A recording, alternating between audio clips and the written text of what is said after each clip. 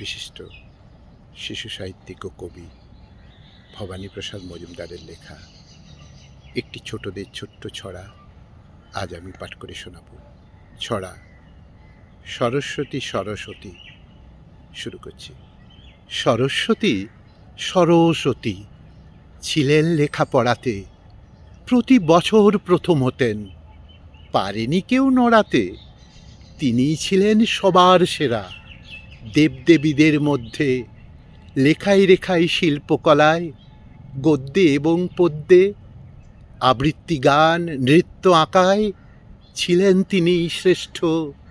পাত্তা মোটেই পেত না কেউ ব্রহ্মা বিষ্ণু কেষ্ট। শান্তশিষ্ট ছিলেন ভীষণ, ছিলই না তাই ঝক্কি।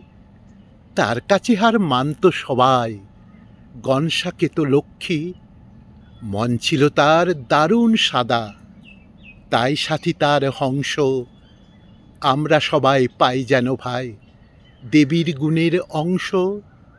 তার আশিসেই সবাই যেন পাই প্রকৃত শিক্ষা।